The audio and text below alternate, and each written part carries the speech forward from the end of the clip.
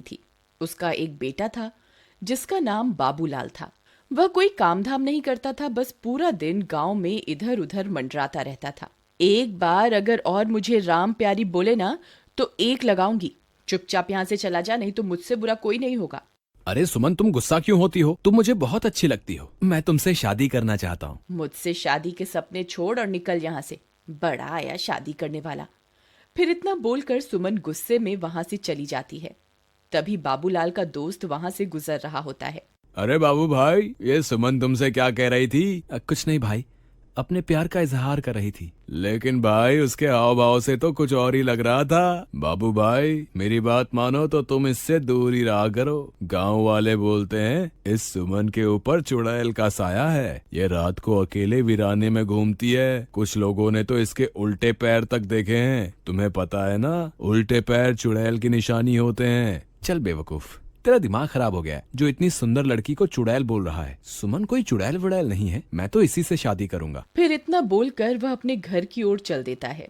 माँ, अब मेरी शादी की उम्र हो गई है। मेरी किसी सुंदर सी लड़की से शादी करवा दो ना। हाँ हाँ, क्यों नहीं। अगर राजा बेटा का कोई और भी अरमान है तो वो भी बता दीजिए। आपके सारे अरमान एक साथ ही पूरे करवा देंगे। काम धाम तो कुछ करना नहीं है। तेरी उम्र के सारे लड़के कुछ ना कुछ काम कर रहे हैं और एक तू है, पूरा दिन घूमता रहता है और मुफ्त की रोटियां तोड़ता रहता है। भला तुझ जैसे लड़के को कोई अपनी लड़की क्यों देगा? पहले कोई काम धाम करके कुछ पैसे वैसे कमा के दिखाओ, फिर शादी के सपने देखना। चल भाग यहाँ से, आवारा कहीं का, तो किसी काम धाम का नहीं है। देखो ना माँ, पिताजी हमेशा मेरी बेइज्जती करते रहते हैं। किसी दिन मैं घर छोड़ के ही चला जाऊंगा। अरे नहीं नहीं बेटा, कैसी बातें कर रहे हो? ये सब तुम्हारा ही तो है। अजी आप तो रह नहीं दो। हर वक्त मेरे भोले भाले बेटे को नीचा दिखाते रहते हो। अजी हमारे पास इतनी धन दौलत है, क्या आप ये सब अपने साथ ऊपर लेके जाओगे? भला मेरे बेटे को कमाने की क्या जरूरत है?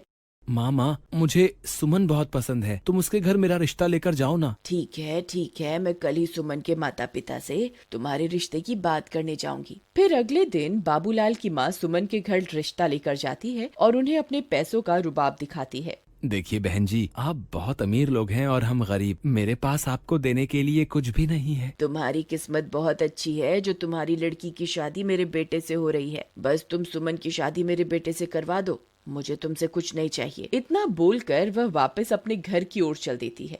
अगले दिन सुमन और बाबूलाल की शादी हो जाती है। बाबूलाल सुमन से शादी करके फूला नहीं समाता। रात होने पर बाबूलाल और सुमन अपने कमरे में सो रहे होते हैं। तभी सुमन उठती है और सीधा घर से बाहर निकल जाती है और जंगल की ओर चल पड़ती है।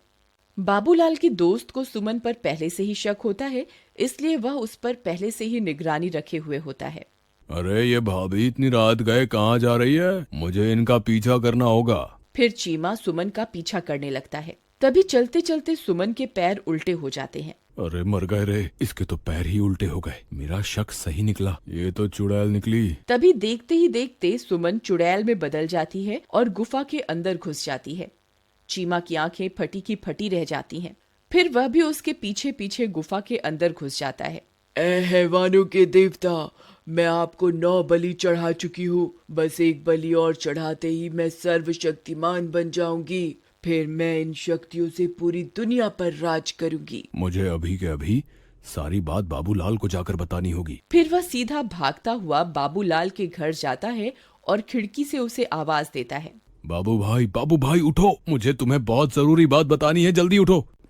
अरे क्या हुआ भाई, इतनी रात तुम यहाँ क्या कर रहे हो? भाई मैंने तुम्हें पहले ही कहा था कि तुम्हारी बीवी चुड़ैल है, लेकिन तुमने मेरी बात का विश्वास नहीं किया था। भाई मुझे लगता है कि तुम्हारा दिमाग खराब हो गया है, जो ये बहकी बहकी बातें कर रही हो। अच्छा तो ये बताओ कि क्या सुमन घर पे है? इतने में सुमन वहाँ आ जाती है। क्या हुआ चीमा भैया, इतनी रात गए कैसे आना हुआ? चीमा सुमन को घर पर देखकर हक्का बक्का रह जाता है। अब कुछ नहीं भाभी जी, मैं तो बस यहाँ से गुजर रहा था तो सोचा बाबू से मिलता चलूं। अच्छा अब मैं चलता हूँ। इतना बोलकर चीमा वहाँ से दुम दबा के भाग जाता है। अजी क्या हुआ, ये आपका दोस्त आपसे क्या कह रहा था? कुछ नहीं, बस ऐसी ही बेकार की बातें कर रहा था। चलो अब तुम सो जाओ, रात बहुत हो गई है। फिर सुबह होने पर वह सेठानी गुस्से से लाल हो जाती है क्योंकि सुमन अभी तक सो रही होती है। ए बहुरानी, अभी तक सो रही है क्या? घर का काम कौन करेगा? चल जल्दी उठ, मैंने काम वाली की छुट्टी कर दी है। आज से घर का सारा काम तुझे ही करना है। फिर सेठानी के जोर जोर से चिल्लाने की वजह से सुमन की नींद खुल जाती है और वह गुस्से से लाल हो जाती है। रुक बुढ़िया, तुझे मैं अभी बताती हूँ। फिर सुमन गुस्से में बाहर आती है। ए बुढ़िया, क्यों शोर मचा रही है सुबह सुबह? मेरी सारी नींद ही खराब कर दी। अरे दैया, इसकी हिम्मत तो देखो, मुझे बुढ़िया बुला रही है। ए, तेरी इतनी हिम्मत, मुझे बुढ़िया बोलेगी? चुपचाप घर का ये सारा काम निपटा दे। तेरे माँ बाप ने वैसे भी दहेज में फूटी कौड़ी भी नहीं दी है। मैं कोई काम वाम नहीं करने वाली, जो करना है कर लो। तेरी इतनी हिम्मत मुझे मना करेगी? रुक, तुझे अभी बताती हूँ। अरे मर गई रे, ये क्या हो गया? तेरी इतनी हिम्मत, मुझे अभी के अभी छोड़ दे। बाबू, बाबू, ओ बाबू, देख तेरी बीवी मेरे साथ क्या सलूक कर रही है। जल्दी आ, मुझे इससे बचा, नहीं तो ये मेरे सारे बाल नोच डालेगी। फिर अपनी माँ की चीख पुकार सुनकर बाबू दौड़ा दौड़ा अपने कमरे से निकलकर वहां पहुंच जाता है। वह यह सब देखकर हैरान रह जाता है। ए सुमन, तेरी इतनी हिम्मत, तू मेरी माँ के साथ ऐसा सलूक करेगी? अभी के अभी मेरी माँ को छोड़ दे, वरना अच्छा नहीं होगा। फिर सुमन उसे छोड़ देती है और सीधा अपने कमरे में चली जाती है।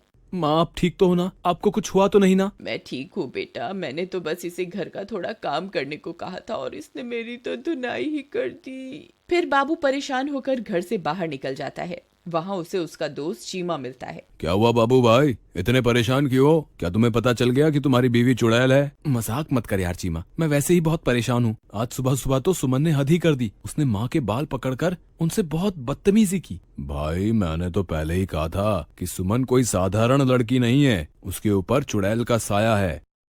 एक बहुत आसान रास्ता है। अगर तुम उस चुड़ैल के सामने आईना रख दोगे तो तुम्हें उसकी असलियत उस आईने में दिख जाएगी। फिर वे दोनों अपने अपने घर की ओर चल देते हैं। रात होने पर बाबू सुमन के लिए एक फूलों का गजरा लेकर घर पहुंच जाता है। अरे भगवान, तुम कहाँ हो? देखो आज मैं तुम्हारे लिए क्या लाया हूँ। सुमन वहां आती है और गजरा देखकर बहुत खुश हो जाती है। फिर वह गजरा अपने बालों में लगाकर शीशे के सामने पहुंच जाती है। तभी उसके पीछे पीछे बाबूलाल भी पहुंच जाता है। सुमन जैसे ही अपने आप को शीशे में देखती है, उसकी असलियत उसमें दिखाई देने लगती है। बाबूलाल की आंखें फटी की फटी रह जाती हैं। वह उस चुड़ैल को देखकर बहुत डर जाता है। हे भगवान, ये मैं किस मुसीबत में फंस गया? ये तो सच में चुड़ैल निकली। अच्छा हुआ तुझे मेरी असलियत के बारे में पता चल गया। मैं आज रात को तेरी ही बलि देने वाली थी। अरे भागो रे, ये तो चुड़ैल निकली। अपनी जान बचा के भागो। चीमा भाई, मुझे बचाओ, मेरी बीवी तो चुड़ैल निकली। तुम सही कहते थे। हाय, मर गए रे। फिर वह सीधा भागता भागता अपने दोस्त चीमा के घर पहुंच जाता है। चीमा भाई, जल्दी से दरवाजा बंद कर दो। तुम सही कहते थे, सुमन तो चुड़ैल है। मैंने उसकी असलियत आईने में देख ली है। अब वो मुझे नहीं छोड़ेगी। अजी, मुझे लगता है आपका ये दोस्त अपने साथ साथ हमें भी मरवा के छोड़ेगा। तुम अभी के अभी से घर से बाहर निकालो, नहीं तो इसकी पत्नी इसका पीछा करते करते यहाँ पहुँच जाएगी। तभी जोर जोर से दरवाजा खटखटाने की आवाजें आने लगती हैं। वे सब लोग डर जाते हैं। अरे दैया रे दैया, लगता है इसकी पत्नी इसका पीछा करते करते यहाँ पहुँच गई। चीमा भाई, गलती से भी दरवाजा मत खोलना, नहीं तो वो चुड़ैल हम में से किसी को भी जिंदा नहीं छोड़ेगी। अरे मर गए रे। बाबू भाई, भाभी तो चुड़ैल बनकर हमारे दरवाजे पर खड़ी है, अब क्या करें? मैं तो कहती हूँ इस बाबूलाल को उठाकर घर से बाहर फेंक दो। वह चुड़ैल इसी की तलाश में यहाँ आई है। बहुत शौक चढ़ा था ना इसे सुंदर स्त्री से शादी करने का, अब भुगतने दो इसे। चलो भाई बाबूलाल, अभी के अभी मेरे घर से बाहर निकलो। चलो चलो चलो। नहीं, मैं कहीं नहीं जाने वाला। मैं अकेला नहीं मरूंगा। अगर तुमने मेरा साथ नहीं दिया तो मैं तुम्हें भी अपने साथ लेकर मरूंगा। अरे दैया, ये तो अपने साथ हमें भी मरवा के छोड़ेगा। अजी, आप ही कुछ कीजिए ना। बाबू भाई, मेरे घर में छोटे छोटे बच्चे भी हैं। अगर ये चुड़ैल इस घर में घुस गई तो हमारे साथ हमारे बच्चों को भी नहीं छोड़ेगी। कृपा करके तुम इस घर से निकल जाओ। ठीक है दोस्त, मैं अपनी वजह से तुम्हारे मासूम बच्चों की जान खतरे में नहीं डाल सकता। मैं अभी के अभी इस घर से चला जाता हूँ। शुक्र है भगवान का, इस आफत से जान तो छूटी। रुको मेरे दोस्त, अगर मरना ही है तो मैं भी तुम्हारे साथ मरूंगा। राधा, तुम अंदर बच्चों के पास चली जाओ। मैं अपने दोस्त को यूं अकेला नहीं छोड़ सकता। मुझे अपनी दोस्ती निभानी होगी। अजी, आप पागल हो गए हैं क्या? वह चुड़ैल एक ही बार में आपकी जान ले लेगी। आप इसकी वजह से खुद को मौत के मुंह में क्यों धकेल रहे हैं? अगर मैंने आज अपने दोस्त का साथ नहीं दिया तो ये दुनिया कभी भी किसी की दोस्ती पर एतबार नहीं करेगी। अगर अपनी दोस्ती साबित करने के लिए अपनी जान भी देनी पड़ी तो मैं दे दूंगा। चलो बाबू भाई, मैं भी तुम्हारे साथ चलूंगा। चीमा भाई, मुझे तुम्हारी दोस्ती पर कोई शक नहीं है, लेकिन तुम मेरी वजह से अपनी जान मत दो। हम दोनों मिलकर भी इस चुड़ैल का सामना नहीं कर पाएंगे। हमारा मरना तय है। तुमने सही कहा, हम दोनों इसका मुकाबला नहीं कर पाएंगे, लेकिन मैं किसी को जानता हूँ जिसके सामने ये चुड़ैल पल भर के लिए भी नहीं टिक पाएगी। तभी चीमा भागकर घर में बने मंदिर की ओर जाता है। हे महाबली हनुमान, हम आपके बिना इस चुड़ैल का सामना नहीं कर सकते।